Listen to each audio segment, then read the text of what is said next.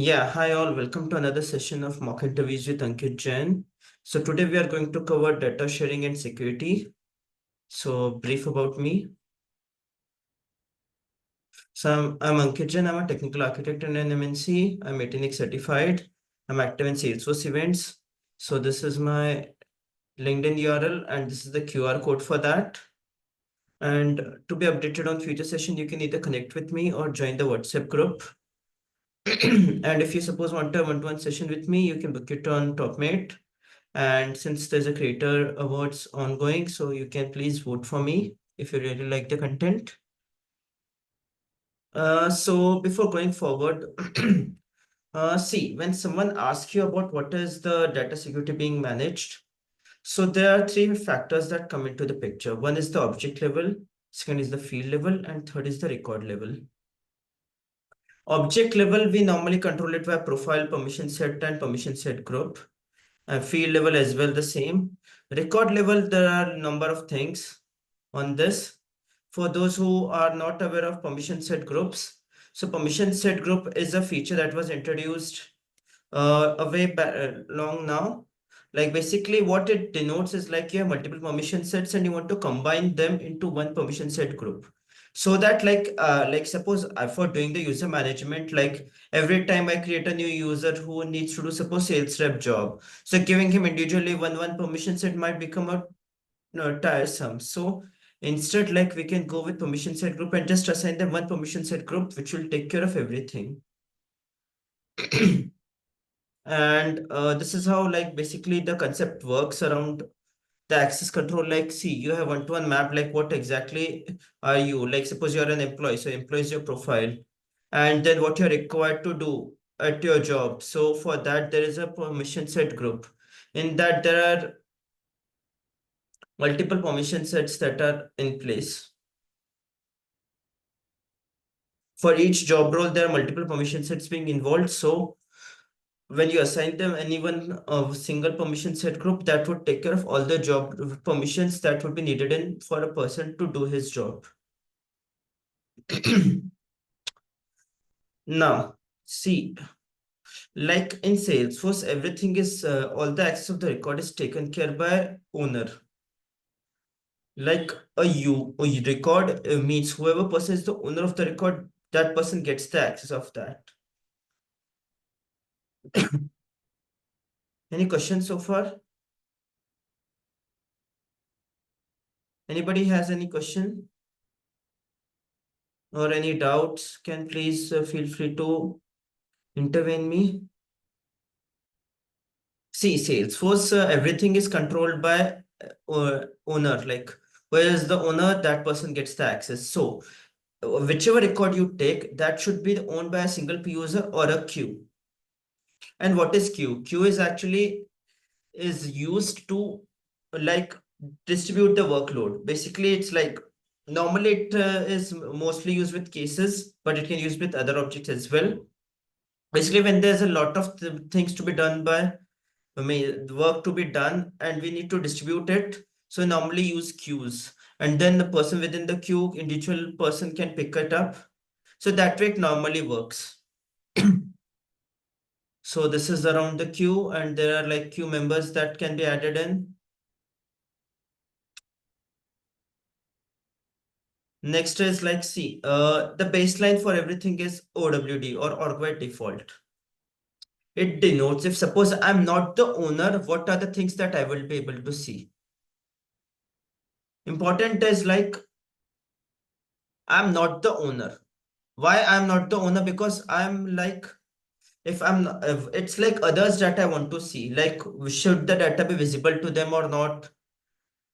So that level of configuration you are able to do using OWD. Like you have options like public read only, public read write, you have private, controlled by parent, and many more. So we normally use OWD to restrict it to the least level. In the end, I would show you one diagram which will help you understand things better. Now, OWD is fine. Now, suppose, like obviously people in the, like suppose your manager needs, should also be able to see the things that you have access. For such scenarios, we have the role hierarchy. So in the OWD, you have a setting called grant access using hierarchy. So like if for standard objects, it is checked by default. Custom objects, you have option like whether to enable that or not. So this configuration is around the OWD. Role hierarchy is the same thing. It's just I have elaborated a little bit here. Now, why we use role hierarchy? Like suppose like the manager should able to see the reportees records and management at the top, like CEO should always be able to see the what are the other data means all the information that their employees have, obviously, so that they can report it on it and all. So management reporting, and suppose like see different organizational branches. Like see for sales kind of users, we want sales them to have separate set of data. Service people want a separate set of data. So we want to kind of segregate it. So for that purpose as well, roles are being used. So suppose like within a role as well, we want to somehow segregate it. Like say sales, about uh, you want to have like a sales rep and a sales manager. So kind of that. So this is typically the use case for using a role hierarchy. So far in my career, I have not seen a single requirements use case where it is required like we should not be using role hierarchy. But there might be some exceptional scenarios as well. So that's why we need to think on these logics, like whether the use case comes anywhere in these. If yes, then we need to use that. Any questions so far?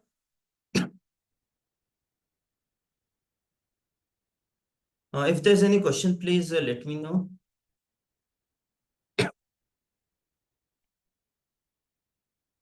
So I'm going forward with that. Now, see, the problem, yeah, apart from role hierarchy, there is another thing called as public group. Public group is actually a set of users, or you can say a territory roles. Basically, what it does is like it's used for using them inside the sharing rule. Individual public group is used just for collecting all those people. Like in a public group, you can have various set of users. You can have like people who have the role set of roles, like particular people. Like suppose all sales reps, you want them to have be collected and be given some access or something. Then you create a public group, and inside that you choose roles, and that role you can specify. So like that, there are these many options that are available. It's very useful. Like for list views as well, we can share a list view using public group. We use sharing rules. We, so that way it's quite useful, I found. Now, why we use where what is the use case? Like suppose, like as I mentioned, like you want to do the sharing, so obviously we use that. And suppose it's like a set of people, users, like which can be nested inside each other. Like suppose there is a group of say a project team. Like suppose you're working in a project. In that project, all the it is like a group you're creating in for some purpose.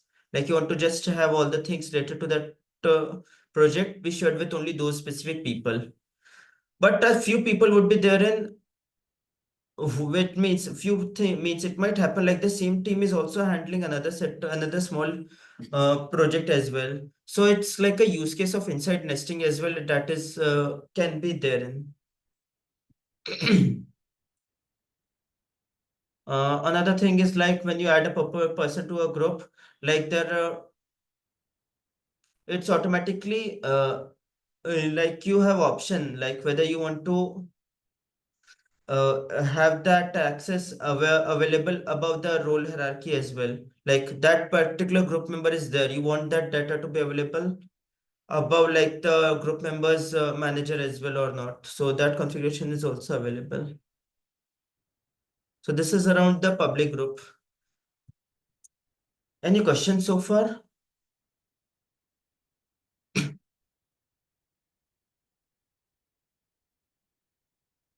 Uh, I assume there is no question.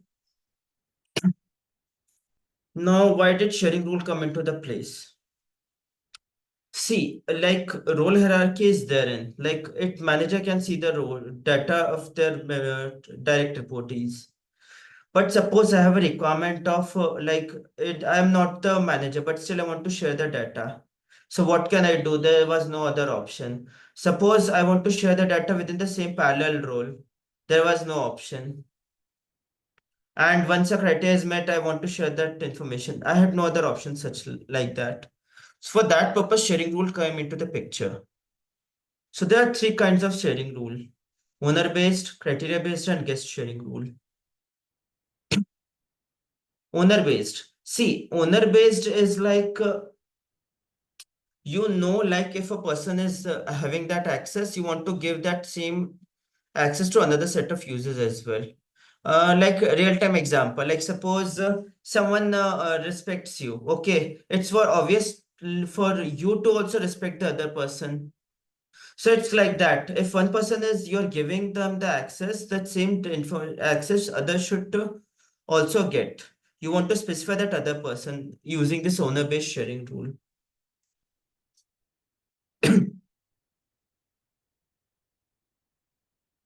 Any questions on this? Because it's like conceptually very important. Take into example, like suppose you have a like a sales like a say account records, like whichever accounts my sales rep has the access, same my service team should also get the access.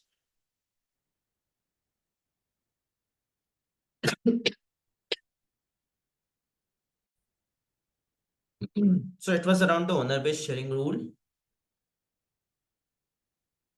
Now, what is the use case? Like suppose, as I mentioned around the sales and service, like both are like want to like a salesperson should also get the service person's that means should see that information. Suppose like it might help them in cross-selling as well or upselling.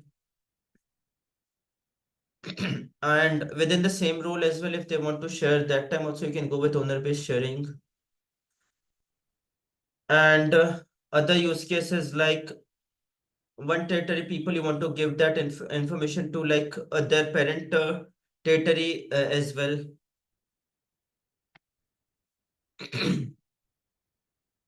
So that is the use case around owner-based sharing rule. Next is criteria-based sharing rule. Criteria-based sharing just talks about like you have the criteria, if that is fulfilled, like that record should be shared.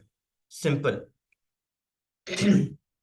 Like what means in my career, like I've used this criteria-based sharing a lot. Like any regular example is like suppose if suppose I have a pick list value, say state. In that, if suppose I have selected Maharashtra, so which are all the records that means I would be able to share that those records which have the status Maharashtra to all the people who are in that means I have corresponding to that. If suppose I have a public group in which all the people, all the service reps of Maharashtra are therein, then I would be able to do the sharing. Like whenever a case with the state Maharashtra is there, automatically those records will be shared in. So it would be very easy for me to manage. So that kind of scenario is there with the criteria-based sharing rule. Any questions so far?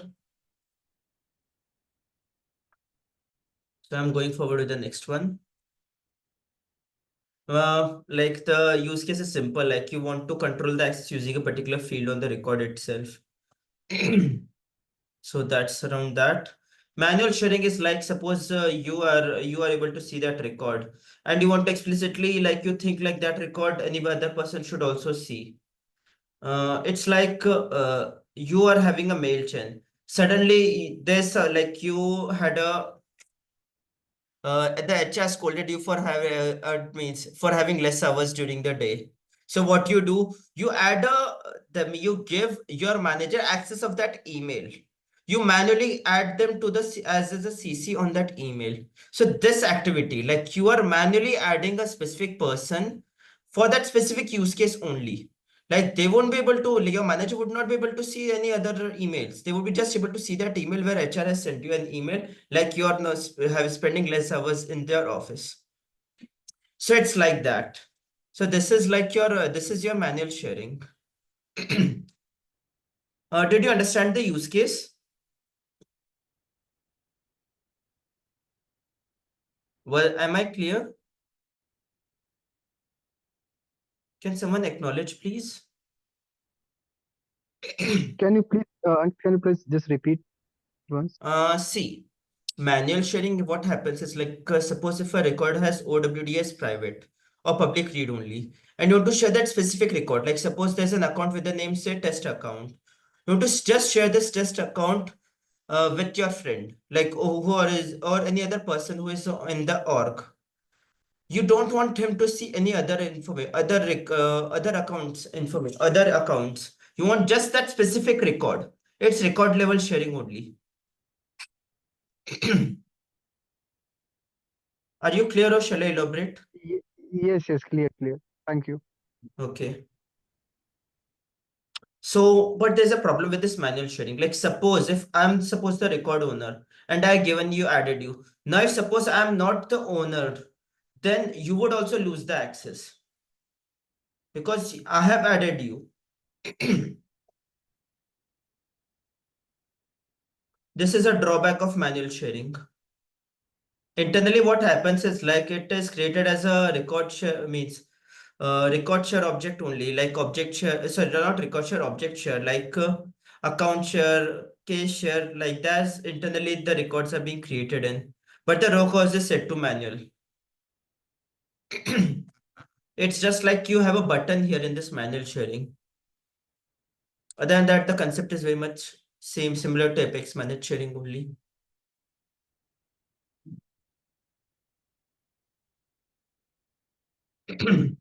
Yeah, again, important part. Standard objects, it's always the row cause is manual and you can't create anything, any new row cause. But for standard, sorry, for custom, you can create your own row cause as well.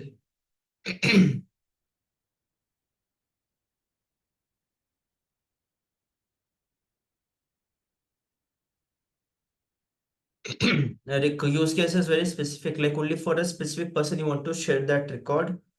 So that use case you give the manual sharing. Next is guest sharing rule. This is a specific guest sharing main sharing rule. Here, like I'm not a logged in person. Still, I want to share the information. It could be like a public information that you want to share, like any notification, or you have any custom object, like you want to show the kind of announcements, or like if it's a kind of e-commerce kind of a use case, like you want to show the products that you have. So if I'm not the means logged in, then also I should be able to see those records, see those products, right? So this is kind of use case that we solve with the guest sharing rule. Am I clear or any questions on this?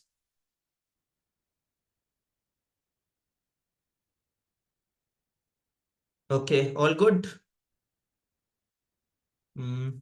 Next is sharing set. See, this is a specific use case of Experience Cloud customer community. See, what happens is like customer community users, you can't give them the access using sharing rule. So for that, Salesforce has given them sharing set. So what happens if the OWD is private or public read only? Then you can specify like any any object, like say case object. You can specify like on a particular person, like whoever's account and contact match the current user's account and contact. Like suppose I'm like say my name is Ankit, so I have on the user record I have a contact by the name Ankit. Then on the all those cases where the account is set to Ankit or contact is set to Ankit, I can specify like those cases will be shared with me. It's like to make sure like only those who have created those records or who are intended to see the records, only those people are able to see that information. It is highly specific for customer community.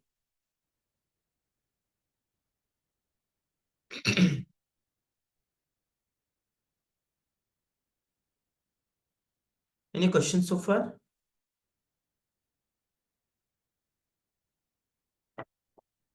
Any questions? I take it as a no and move forward. Please let me know like if you have any question, or even if it's a, don't think like any question is like I'm going to judge you. Like, see, what my intent is, like if you should get a clear, crystal clear, like, means in your mind it should be crystal clear where what is the use case of all the sharing mechanisms that we have.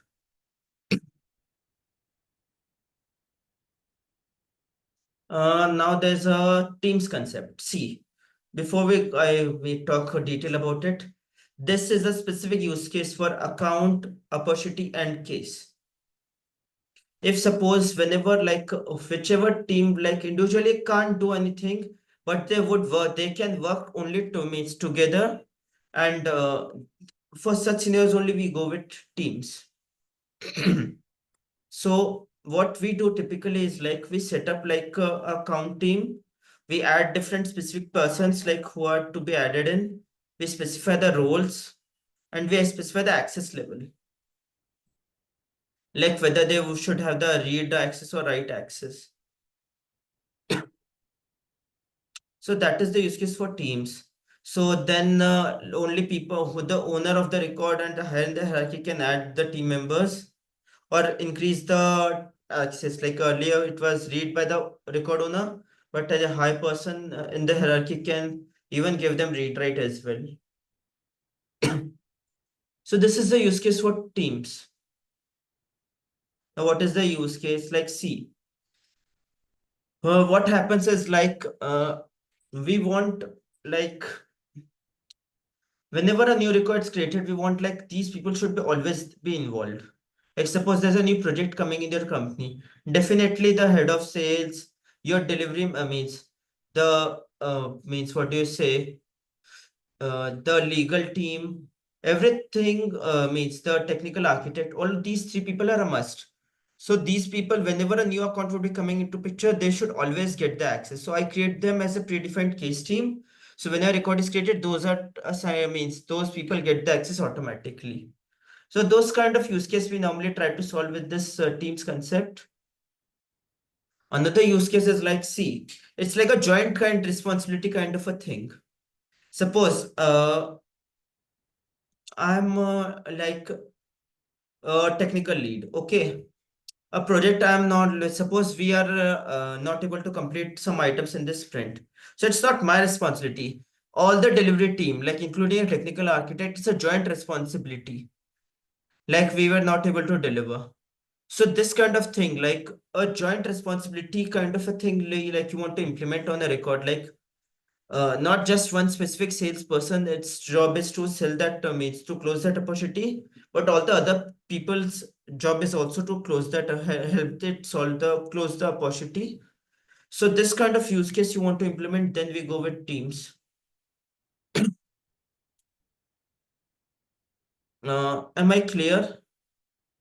Or any questions so far?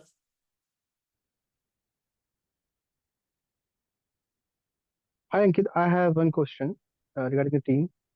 So basically, team is basically when we are just wanted to create some like if you wanted to work on some of the account and opportunity or any cases, so we can create a team and we can add multiple people like other roles and like other profile into that part. So it's And also for a particular record. okay, okay, this is a particular record. And when we have to create and like what is the step to create the team? Team, like you have to go to the setup, you have to go to the accounts, you have to enable the account teams as well. And then you get option of teams, then you have to add that related list, or you can use like for case I've seen predefined case team, you can enable that, and you can create means select a lookup. You can try to explore Okay, this. It's like very much simple, like you have to enable the teams actually. It's not okay, available okay. I will directly. try. Yes. Yeah. Thank you. So this is around the teams. Like I've seen use cases for this. Like suppose there was a requirement, like I'll say suppose a customer executive created a case and then it is added means then it is transferred to a separate team, like the owner is changed to a particular queue.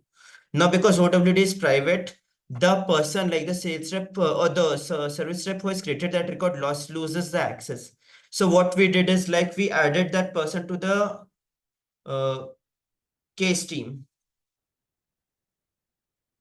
You followed the use case. Like suppose there was I'm a sales rep, I received a phone call, and I created a case inside the system, but based on the criteria automatically that owner of the record was changed to say legal team because it was something to do with compliance. Then I am losing the access of the record. So that is wrong because I have created it, so I should also, my name should also come in. So that way, like we can use that, and I can be a part of their case team as well. Dynamically, I can add the team case team member. Means I can be a case team member as well. So this kind of use cases come into picture for teams. Very good concept. Like next is Apex managed So, sharing. Yeah, you any question? Any या question? Yeah, sure. आप सिर्फ rectify कर लो कि आप बोल रहे हैं कि दो टीम अलग अलग टीम है जहाँ पे एक ओनर है जो क्रिएट किया है। आपको सिर्फ दूसरे टीम का एक पार्ट बनना है, उसके लिए आपने एक टीम बनाया। तो आप मतलब एक टीम जो यूज केस अपन क्रिएट कर रहे हैं But तो उसका वो पार्ट हो जाएगा, बस आप ये बोल रहे हैं। am I right? nahi, uske, I mean, so, I would prefer like the language to be English so that whoever with all the viewers can also understand this.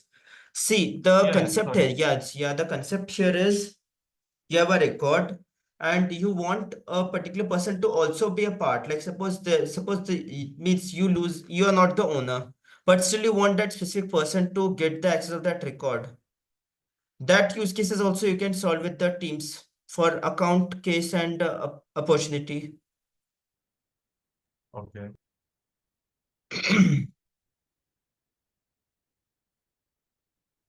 So means other use cases are also there, and like you want to give the access or you want to manage the teams externally, you want a joint responsibility like multiple owners. So there are various use cases that are available with the teams. Okay, okay.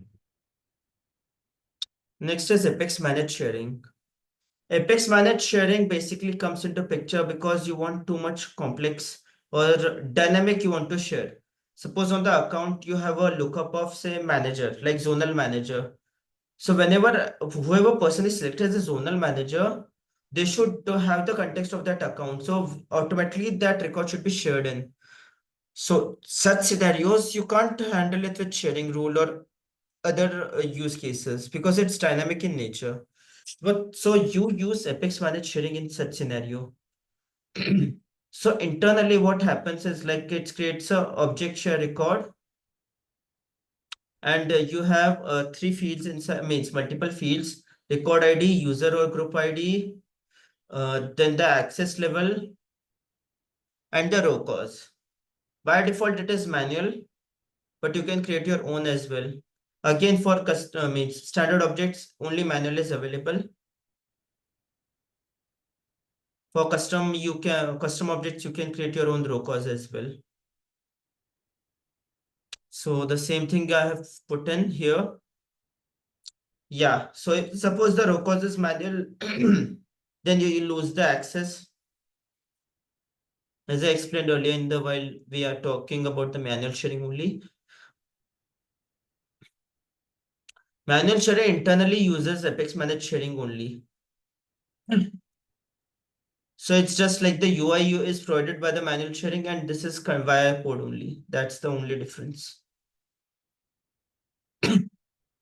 So what is the use case? Like declarative, I'm not able to use the sharing rule or other things. Suppose there's some like outside system, it's been hard coded, like those people records are to be shared with the specific people only. So such scenario you can create Apex managed sharing records. Other use cases like due to large data volume, performance is being impacted. So use Apex managed sharing. And other use cases around like teams can functionality is available only for 3 objects and you want to extend it for multiple objects. So that use case is also there. There's actually a managed package as well available on the App Exchange. which is used for creating the Teams kind of functionality for custom objects. Internally, that also uses this Apex managed sharing only.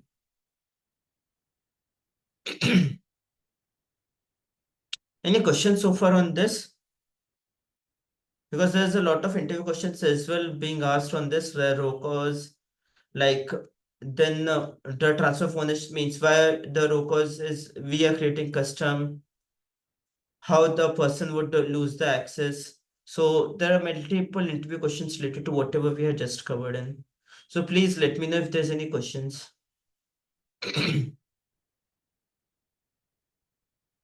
I take it as a no, no. So next slide is around restriction rule. So far what we have seen is around giving access, like increasing the visibility, like we are giving them access of records. Restriction rule does the opposite. It restricts the record. Suppose after OWD sharing rule and other mechanism, you want to still restrict it. Earlier there was no such mechanism. So we can use restriction rule.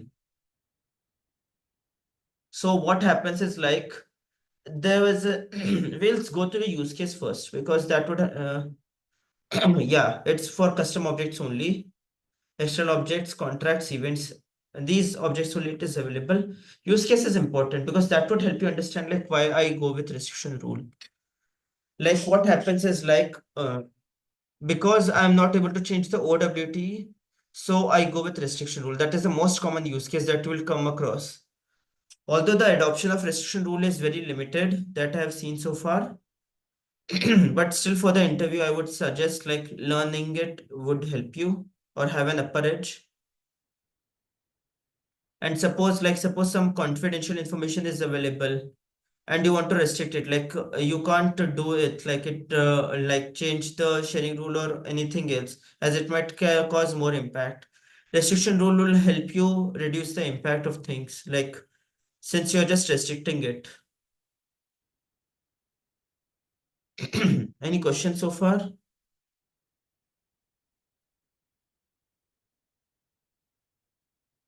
I take it as a no.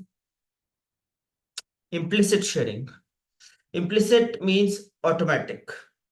I don't have to do anything. So for these objects, like account, case, and opportunity are very much closely related. And so what happens is like, if there's a you have access of opportunity, automatically you get read-only access of the account as well. Suppose you have access of account, then you get read-only access of opportunities as well. So it's like internally Salesforce handles it for us. So the sharing works only for contact, opportunity, and case, as I mentioned earlier. So it's that is very simple but important thing to know. Any questions so far?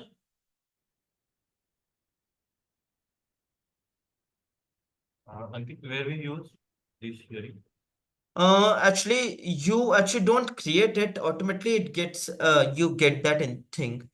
Like suppose take it, try it in your org as well.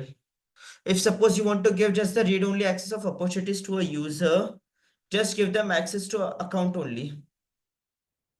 Automatically, they would just get the read-only access, and when they would try to edit it, they would get an error. Okay. Internally, Salesforce handles it at the database level actually.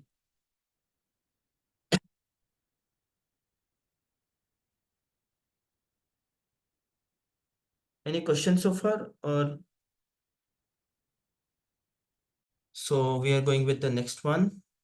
Yeah, this is an important part, like which I wanted to share with all of you. It's around like, although it's not related to security directly, but still it's a very good diagram.